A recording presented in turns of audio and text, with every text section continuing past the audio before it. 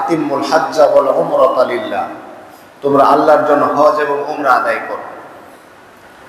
হজ ইসলামের একটি মৌলিক রুকন, ইসলামের মূল ভিত্তি অথবা রুকন অথবা স্তম্ভ বলা হয় পাঁচটা কাজকে। রাসূলুল্লাহ সাল্লাল্লাহু আলাইহি ওয়াসাল্লাম হাদিসে ইরশাদ করেছেন, বুনিয়াল ইসলাম আলা খামসিন শাহাদাতু আল্লা ইলাহা ইল্লাল্লাহ ওয়া আন্না মুহাম্মাদুর রাসূলুল্লাহ ওয়া ইকামাস সালাত ওয়া ইতাইজ যাকাত ওয়াল হজ্জ ওয়া সাওমি রমাদান। ইসলাম পাঁচটি স্তম্ভের উপরে প্রতিষ্ঠিত, পাঁচটি বিষয়ের উপরে প্রতিষ্ঠিত। ইসলামের মৌলিক ভিত্তি হলো পাঁচটা, ইসলামের মৌলিক বুনিয়াদ হলো পাঁচটা। এর মধ্যে এক নম্বর হলো শাহাদা, এই সাক্ষ্য দেওয়া, আশহাদু আল্লা ইলাহা ইল্লাল্লাহ ওয়া আন্না মুহাম্মাদার রাসূলুল্লাহ।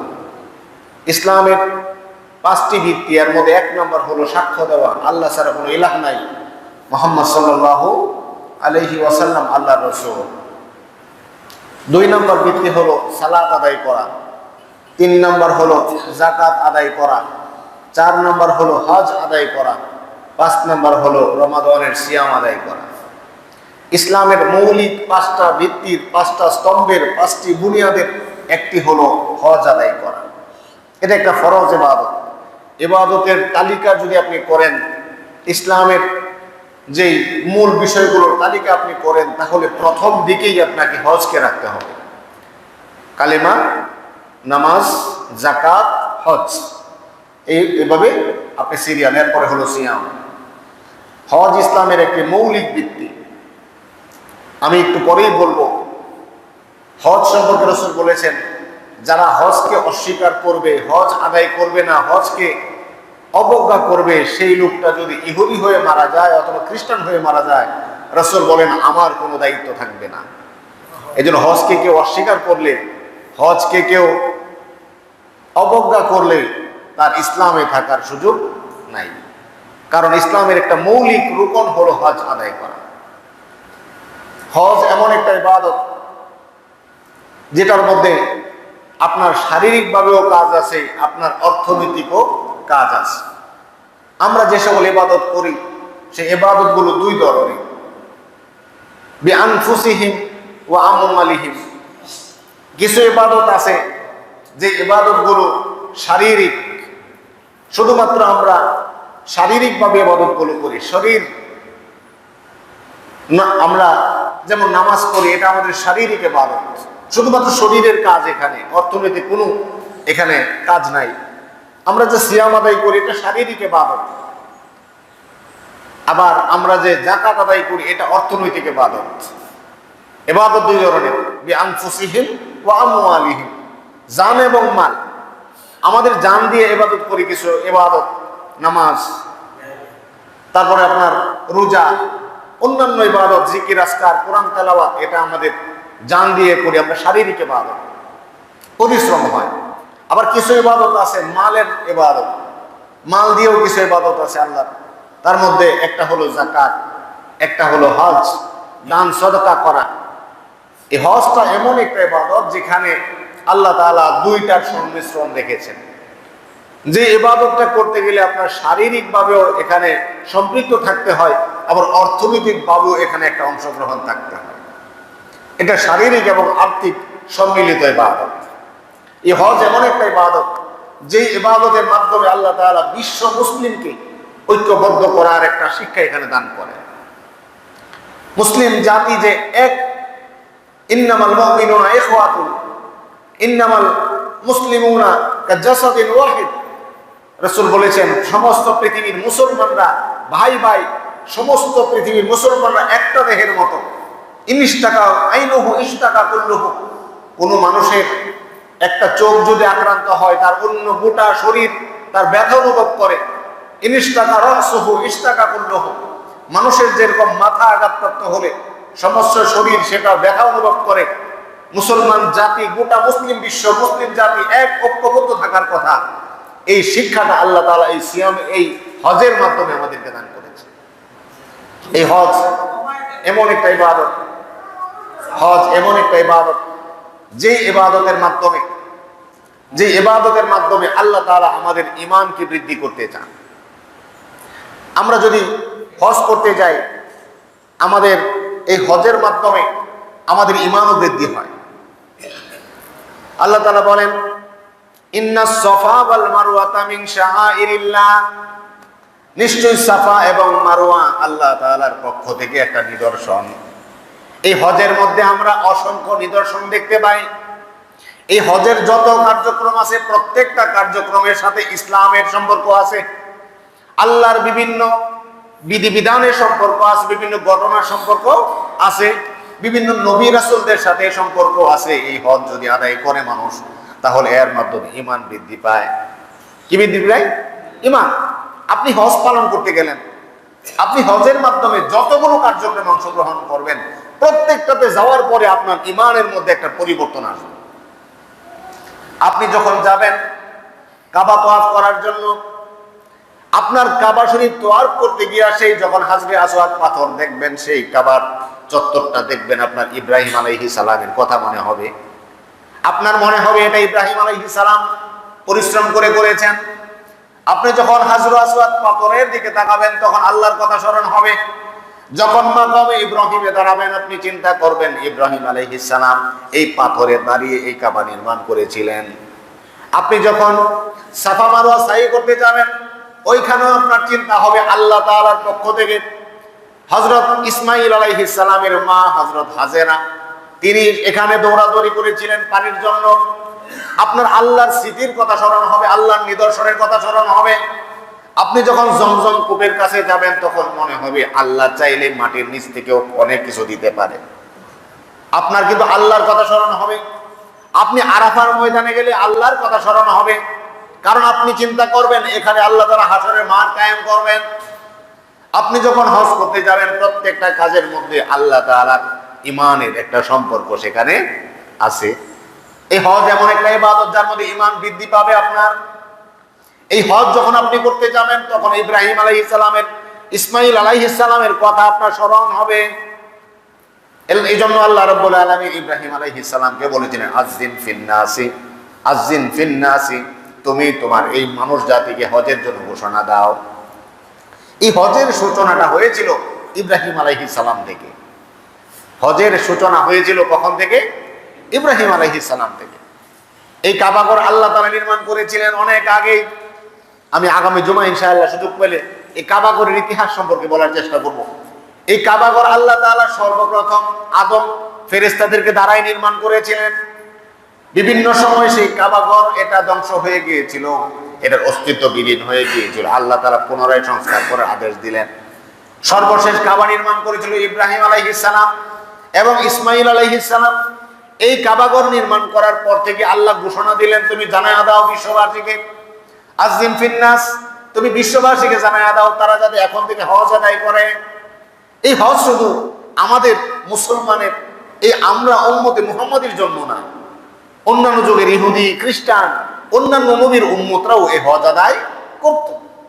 আপনারা যদি ইতিহাস দেখেন, দেখবেন, ইতিহাস খুঁজলে পাবেন, জাহেলি যুগের সেই লোকেরাও নবীর আগমনের পূর্বেও লোকজন হজ আদায় করত। বরং শুধু হজ আদায় করত না, আমাদের থেকে তাদের আকীদা আরো বেশি ভালো ছিল, যদিও তাদের পদ্ধতিটা সঠিক ছিল না। আপনারা ইতিহাস খুঁজলে দেখবেন, আগের যুগের জাহিলি যুগে তারা উলঙ্গ অবস্থায় হজ করতো। শুনেছেন কিনা আপনারা? তারা উলঙ্গ অবস্থায় হজ করত, কারণ তারা মনে করত কাবাঘর পবিত্র ঘর। এই কাবাঘরে হজ করলে সেটা কবুল হওয়ার জন্য পবিত্রতা অপরিহার্য। আমার খাবার পবিত্র হওয়া দরকার, আমার পোশাক পবিত্র হওয়া দরকার। এই জন্য তারা চিন্তা করত আমাদের পোশাকের মধ্যে হারাম থাকতে পারে, এই হারাম পোশাক পরিধান করে হজ করলে কবুল নাও হতে পারে। এই জন্য তারা উলঙ্গ অবস্থায় হজ করত। তাদের আকীদা ভালো ছিল, পদ্ধতি ভালো ছিল না। রাসূলুল্লাহ সাল্লাল্লাহু আলাইহি ওয়াসাল্লামের যখন বয়স মাত্র নাবালেগ অথবা বালেগ, কাবা নির্মাণ হয়েছিল, পুনঃসংস্কার হয়েছিল। ইতিহাস খুঁজলে আপনি দেখবেন, সে কাবাঘর পুনরায় সংস্কার করতে গিয়া তারা ঘোষণা দিয়েছিল, তোমাদের যাদের হালাল উপার্জন আছে সে হালাল উপার্জন থেকে দান করো, কেউ হারাম উপার্জন থেকে দান করো না। তারা তাদের হালাল উপার্জন থেকে দান করে কাবা নির্মাণ করেছিল, এবং কাবা পরিপূর্ণ নির্মাণ হয় নাই, তখন একটা অংশ বাকি ছিল। আপনার ইতিহাস খুঁজলে দেখবেন। বর্তমানে মসজিদ নির্মাণে কি আমরা এরকম কোন ঘোষণা দিই? যে আপনারা যারা পারেন হালাল থেকে দিবেন, হারাম থেকে কেউ দিবেন না। আমরা এরকম শর্ত কিন্তু আমরাও করি না। কিন্তু তখনকার সেই জাহেলি যুগের সেই কাফেররা পর্যন্ত কাবা নির্মাণের সংস্কারের ক্ষেত্রে তারা শর্ত করেছিল, পবিত্র উপার্জন ছাড়া কেউ কাবা ঘরেও দান করো না। এই কাবা ঘরের এই পুনঃসংস্কার পুনর্নির্মাণের মাধ্যমে আল্লাহ তাআলা হজের সূচনাটা করেছিলেন। প্রিয় ভাইরা, এই হজ আদায় করাটা আল্লাহ তাআলা আমাদের যাদের সামর্থ্য আছে তাদের উপর ফরজ করেছেন। কাদের উপর হজ করা ফরজ, এ ব্যাপারে নির্দিষ্ট কোনো পরিমাণ সংখ্যা উল্লেখ নাই। হজ এক একজনের দৃষ্টিভঙ্গি এক এক রকম হতে পারে। হজ ফরজ হওয়ার জন্য নির্দিষ্ট পরিমাণ সম্পদ থাকার উপর আবশ্যকতা নাই। আপনার বাড়ি কাবাগরের পাশে, অথবা আপনার এলাকা, আপনার বাড়ি হলো ধরেন আরব দেশে, সৌদি আরবে, আপনার জন্য হজ ফরজ হওয়ার জন্য যে পরিমাণ সম্পদ দরকার, আপনার বাড়ি বাংলাদেশে, আপনার জন্য সেই পরিমাণ সম্পদ হলেই হজ ফরজ হবে না। আবার আপনার জন্য আমার জন্য বাংলাদেশে যে পরিমাণ সম্পদ থাকলে হজ ফরজ হবে, পৃথিবীর অন্য এক প্রান্তে যেখান থেকে আরব দেশে পৌঁছা আমাদের থেকে অনেক বেশি দূরে, তাদের জন্য সে পরিমাণ সম্পদ থাকলেও হজ করা ফরজ হবে না। হজ ফরজ হওয়ার জন্য নির্দিষ্ট পরিমাণ সম্পদ থাকা জরুরি না। হজ ফরজ হওয়ার জন্য নিয়ম হলো আপনার পরিবারের ভরণ পোষণ গ্রহণের পরে আপনি যদি নিরাপদে এবং স্বাচ্ছন্দ্যে কাবাঘর তওয়াফ করার আশা দেওয়ার সামর্থ্য আপনার থাকে, তাহলে আপনার উপরেই হজ করা ফরজ। ধরেন আপনার বাড়ি হলো আরব দেশে, মক্কা থেকে বা কাবা শরীফ থেকে মাত্র 5 কিলোমিটার দূরে, তাহলে আপনার জন্য হজ করা ফরজ হওয়ার জন্য খুব বেশি কিছু দরকার নাই। শুধু যদি মনে এতটুকু সামর্থ্য থাকে যে আপনি হজ করার জন্য যেই কয়দিন সময় দরকার, এই পরিমাণ কয়দিন আমার পরিবারের খরচ বহনের মতো সামর্থ্য আছে আমার বাসায়, এবং আমিও এখান থেকে যাতায়াত করার মতো সামর্থ্য আছে। অর্থাৎ আপনি যদি চিন্তা করেন ওনার কাছে 5,000 টাকা অবশিষ্ট আছে হজ করার জন্য, অল্প কয়েকদিন 5-7 দিন সময় দরকার, সেই 5-7 দিন পরিবার চলার সামর্থ্য তার আছে বাসায়, এবং তার যাতায়াতের মতো একটা ব্যবস্থা আছে, ওই লোকের 5-10 হাজার টাকা থাকলেই তার জন্য হজ করা ফরজ। আবার আপনার বাড়ি মনে করেন সৌদি আরবের কাছাকাছি রাষ্ট্রে, আপনার জন্য আপনার পরিবারের যেই কয়দিন হজ করতে সময় লাগবে, এই কয়দিন পরিবার চলবে, এতটুকু সামর্থ্য আছে, পাশাপাশি আপনার এখান থেকে হজ করে আসতে যাইতে যে পরিমাণ খরচ, ধরেন 50,000 টাকা হইলেই চলে, সেই লোকের 50,000 টাকা থাকলেই তার জন্য হজ করা ফরজ। কিন্তু আপনি বাংলাদেশ থেকে যদি যান, আপনার ধরেন 2 মাস 1 মাসের সময় দরকার, সে 1 মাস 2 মাস পরিবার চলার সামর্থ্য আছে, আপনার যাতায়াত করার জন্য ধরেন 2-4-5 লাখ টাকা দরকার, এই পরিমাণ সামর্থ্য আপনার আছে, তাহলে আপনার জন্য হজ ফরজ। কিন্তু পৃথিবীর এমন প্রান্তে আছে যেই লোকের পৃথিবীর সব থেকে দূরের প্রান্তে সৌদি আরব থেকে ওই লোকের পরিবারের ভরণ পোষণের পরে আসা যাওয়ার জন্য ধরেন 10 লক্ষ টাকা দরকার, ওই লোকের 10 লক্ষ টাকা থাকলে ওই লোকের হজ করা ফরজ। হজ করার জন্য নির্দিষ্ট টাকা সবার জন্য সমান টাকা ফরজ নয়। যার যার এলাকা ভূখণ্ড অনুযায়ী ওয়ালিল্লাহি আলান নাসি হিজ্জুল বাইতি মান ইসতাতা ইলাইহি সাবিলা, আপনার পরিবারের ভরণ পোষণের পরে আপনার যাতায়াত করার মতো সামর্থ্য থাকলে আপনার জন্য হজ করা ফরজ। আমি কি বুঝাইতে পারছি কিনা আপনাদের? হজ করার জন্য নির্দিষ্ট পরিমাণ টাকা থাকা জরুরি না। আমাদের দেশের প্রেক্ষাপটে আমরা টাকা নির্ধারণ করতে পারি। ধরেন আপনার বাংলাদেশ থেকে হজ করতে যদি 5 লাখ টাকা লাগে, আপনার পরিবার চলতে মনে করেন লাগবে আর 1 লাখ টাকা, তাহলে আপনার জন্য 6 লাখ টাকা থাকলে হজ করা ফরজ। এটা 1 বছর থাকতে হবে এরকম না। আপনি যদি এই পরিমাণ সম্পদের মালিক একবার হন, আপনার উপর হজ ফরজ হয়েছে, মৃত্যুর আগ পর্যন্ত হজ না করলে কবিরা গুনাহগার হবে। এটা এক এক এলাকার ভূখণ্ড অনুযায়ী হজের সামর্থ্যের মালিকানার যে পার্থক্যটা এটা নির্ধারণ হবে, সবার জন্য একরকম না।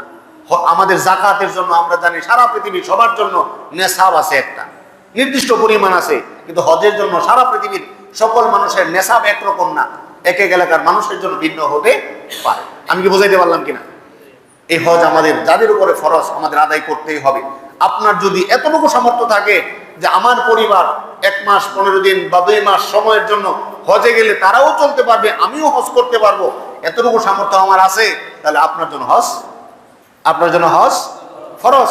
আপনি যদি না করেন তাহলে রাসূলুল্লাহর হাদিস আপনার জন্য, রাসূল বলেছেন মান মালিকা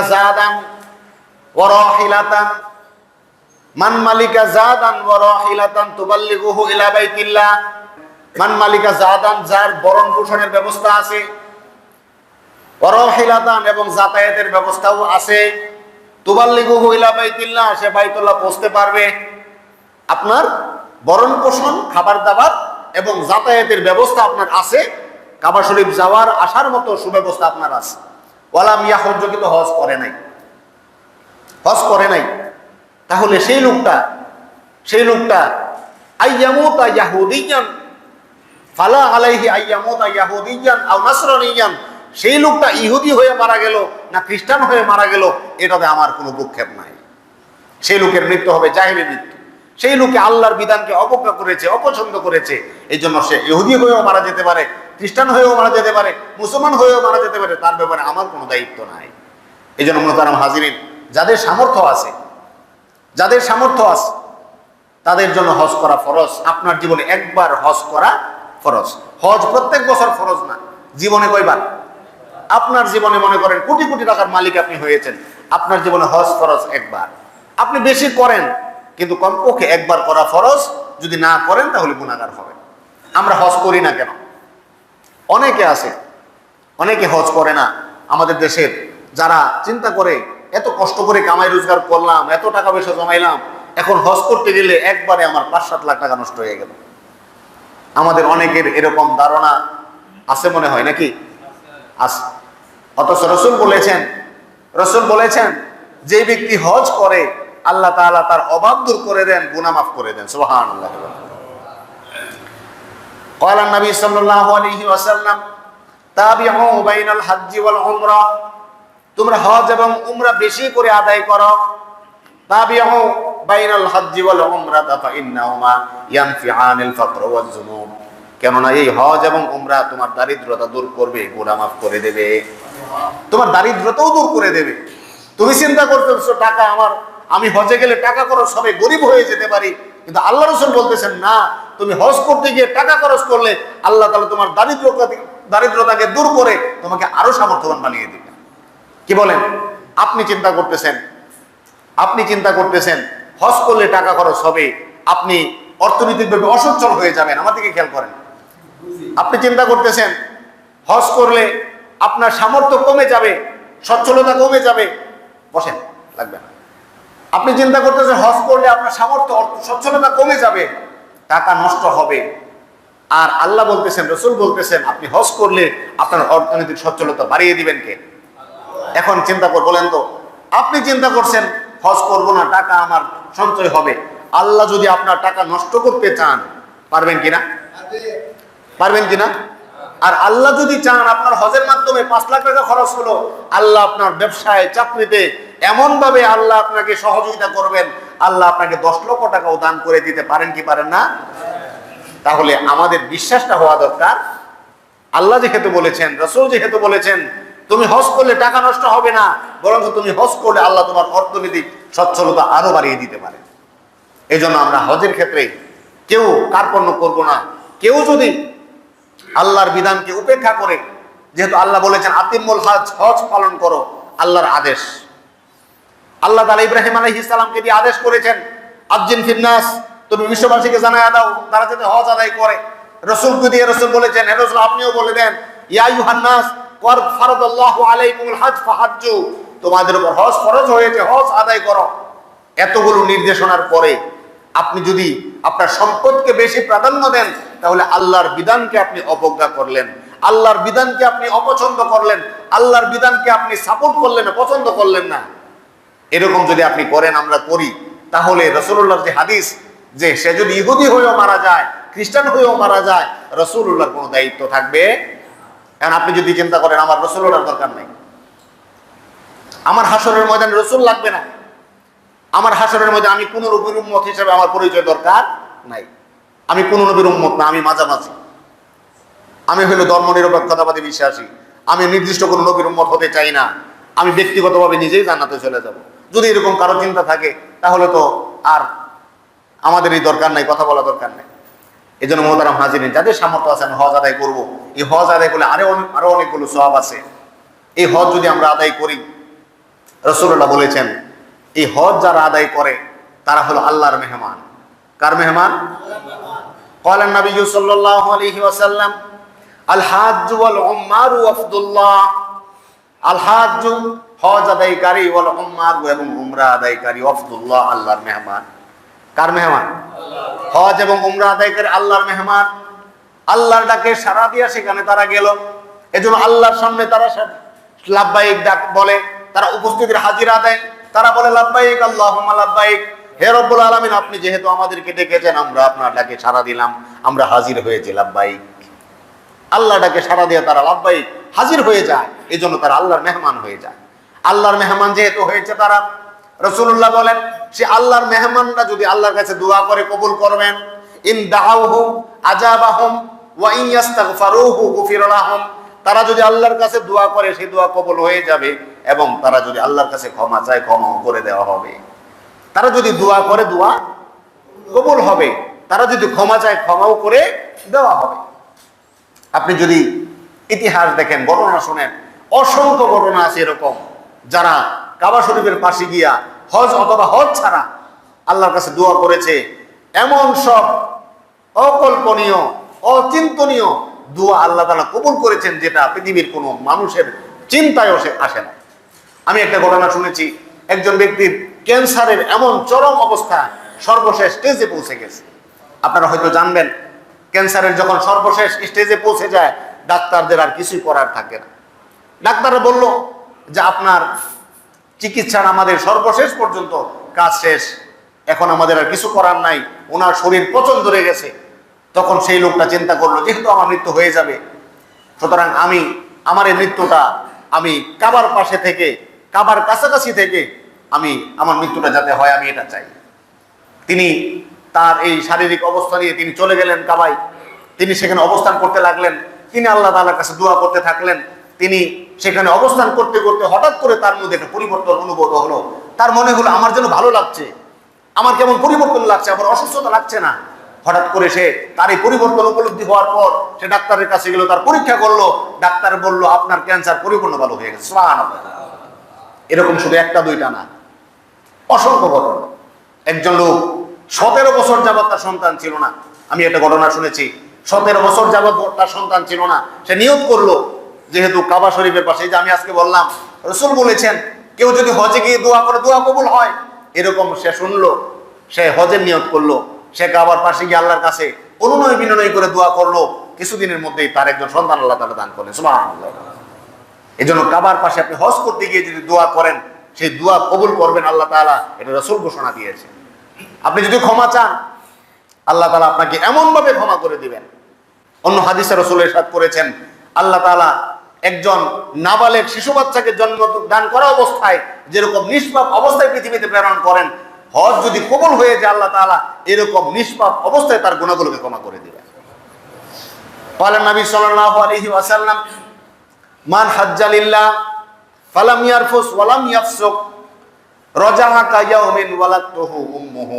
রাসূল বলেন মান হাজ্জা লিল্লাহ, যে আল্লাহর জন্য হজ করে, ফালাম ইয়ারফুস ওয়ালাম ইয়াফসুক, কোনো গুনাহ করে না, কোনো সীমালঙ্ঘন করে না, হজগুলো যথাযথ আদায় করে। হজ কবুল হওয়ার জন্য আমি আমার ক্ষুদ্র জ্ঞানে 3টা শর্ত আমি মনে করি আপনার হজ কবুল হওয়ার জন্য 3টা শর্ত থাকতে হবে। হজ কবুল হওয়ার জন্য 1 নম্বর শর্ত আপনার উপার্জন হতে হবে হালাল। আপনার উপার্জন কি হতে হবে? আপনি হজ আদায় করলেন জীবনে 10 বার, কিন্তু আপনার উপার্জন হালাল না, আপনার হজ কবুল হওয়ার সম্ভাবনা নাই। মান হাজ্জা লিল্লাহ, যে ব্যক্তি হজ আদায় করলো আল্লাহর জন্য, 1 নম্বর শর্ত হালাল রিজিক, হালাল উপার্জন।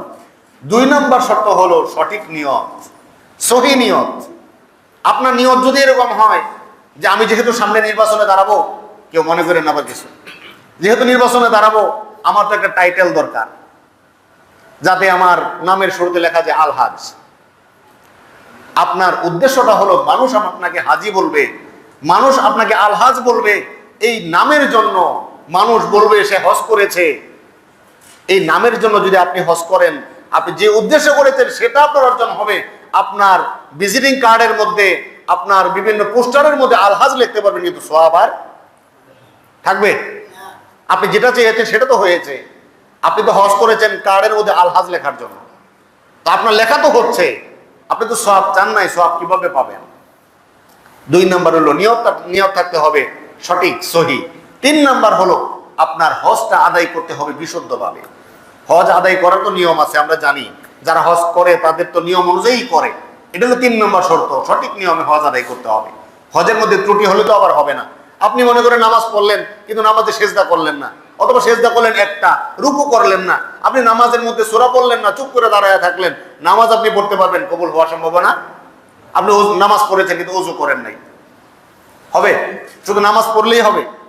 তাহলে পদ্ধতিটাও সঠিক হতে হবে, উপার্জনটা হতে হবে হালাল, নিয়তটা হতে হবে বিশুদ্ধ, আর আদায়টাও করতে হবে সঠিক পদ্ধতিতে। রাসূলুল্লাহ বলেছেন এইভাবে বিশুদ্ধভাবে যদি কেউ হজ আদায় করে, তাহলে সেই লোকটা হজ থেকে ফেরত আসলো এমন অবস্থায় যেন সে তার মাতৃগর্ভ থেকে মাত্র প্রসব হয়েছে। এই জন্য মোহতারাম হাজিরিন, এই হজ হলো আমাদের জীবনের গুনাহ মাফের একটা বড় সুযোগ এটা। আর এই হজটা যদি কবুল হয়ে যায়, আপনার হজটা যদি কবুল হয়ে যায়, কবুল হয়েছে কিনা এটার অনেকগুলো লক্ষণ আছে। আপনি হজে যাওয়ার আগে যেরকম ছিলেন, হজ থেকে আসার পরেও আপনার মধ্যে কোনো পরিবর্তন নাই, তার মানে আপনার হজ কবুল হয় নাই। আপনি হজে যাওয়ার আগে এবং হজে যাওয়ার পরে একটা পার্থক্য যদি থাকে, তাহলে বুঝতে হবে আপনার হজ হয়তো বা কবুল হতে পারে বা হয়েছে। কিন্তু হজে যাওয়ার আগে আপনি যেরকম ছিলেন, যেরকম অন্যায়ের সঙ্গে যুক্ত ছিলেন, মানুষের অধিকার নষ্টের ক্ষেত্রে আপনি সম্পৃক্ত ছিলেন, হজ থেকে আসার পরেও আপনার মধ্যে পরিবর্তন নাই, তার মানে আপনার হজ কবুল হয় নাই। হতে পারে হয় নাই, কিন্তু আপনার হজটা যদি কবুল হয়, রসূল বলেছেন যে ব্যক্তির হজ কবুল হয়ে যাবে, সেই হজের বিনিময় শুধুমাত্র জান্নাত ছাড়া আর কিছুই নয়। আল হাজ্জুল মাবরুর লাইসা লাহুল জাযাউ ইল্লাল জান্নাহ। হজের বিনিময় জান্নাত ছাড়া কিছুই নয়, এটা হাদিস। হজের বিনিময় জান্নাত ছাড়া কিছুই নয়। আপনি হজ যদি কবুল হয়, তাহলে আপনি নিশ্চিতভাবে জান্নাতে যাবেন, এটা রাসূলুল্লাহর সার্টিফিকেট আপনার জন্য। কিন্তু শর্ত হলো আপনার হজ কবুল হয়েছে কিনা, এটা হলো বিষয়। আপনি হজ যদি করতে যান, আপনি হজ করতে গেলে আপনি যেই কাবা শরীফের পাশে মসজিদুল হারামে যে নামাজ আদায় করবেন, এটা একটা ফজিলত। আপনি প্রত্যেক রাকাতের বিনিময়ে 1 লক্ষ রাকাত নামাজের সওয়াব আপনি লাভ করবেন। সুবহানাল্লাহ। সালাতুন ফি মাসজিদিল হারাম আফদালু মিন মিআতু আলফি সালাতিন ফিমা সাওয়াহু। কেউ যদি কাবা ঘরে 1 রাকাত নামাজ আদায় করে, তাহলে অন্য জায়গায় 1 লক্ষ রাকাত নামাজের সওয়াব সে লাভ করে। এটা একটা সওয়াব আপনি লাভ করতে পারবেন। শুধু তাই নয়, যদি আপনি হজে যান, সেই হজরত অবস্থায় আপনি কাবা যে তওয়াফ করবেন, সেই তওয়াফের ক্ষেত্রে প্রতি কদমে আপনি একজন গোলাম আজাদ করার যে সওয়াব, সেই পরিমাণ সওয়াব আপনি লাভ করবেন। এজন্য আমাদের যাদের, মোহতারাম হাজিরিন, আমাদের যাদের সামর্থ্য আছে, আমাদের যাদের সুযোগ আছে, এবং আমাদের যদি সম্ভব হয়, অর্থনৈতিক এতটুকু সচ্ছলতা যদি আমাদের মধ্যে থাকে, এখনো করেন নাই হজ, কিন্তু আপনার সামর্থ্য হয়েছে বা সামর্থ্য ছিল, আপনার জীবনে সামর্থ্য যদি একবার হয়ে থাকে, তাহলে আপনার পর হজ ফরজ হয়ে আছে। সেই হজ যদি আপনি আদায় না করেন, ইহুদি অথবা খ্রিস্টান হয়ে মরারও সম্ভাবনা আছে। আপনি কবে মারা যাবেন আপনি বলতে পারতেছেন না। সুতরাং মান আরাদাল হাজ্জা ফালিউআজ্জিল, রাসূল বলেছেন, তোমরা যদি কেউ হজ করার নিয়ত করতে চাও, সেটা তাড়াতাড়ি করে ফেলো, কারণ তোমার মৃত্যু হয়ে যেতে পারে। এজন্য প্রিয় ভাইরা, আমরা যাদের সামর্থ্য আছে, যাদের সুযোগ আছে, যাদের হজ করার ইচ্ছা আছে, আমরা দ্রুত নিয়ত করবো ইনশাআল্লাহ। সামনে এই বছর তো হজ করা হয়তো সম্ভব হবে না, যারা নিয়ত করবেন সামনে করে ফেলবেন। যাদের ফরজ হয়ে আছে তারা যত দ্রুত সম্ভব করে ফেলবেন। আল্লাহ তাআলা আমাদেরকে, যাদের সামর্থ্য আছে তাদেরকেও হজ করার তৌফিক দান করুন। আমাদের যাদের সামর্থ্য নাই, আমাদেরকেও আল্লাহ তাআলা সামর্থ্য দিয়ে হজে যাওয়ার তৌফিক দান করুন। আমিন।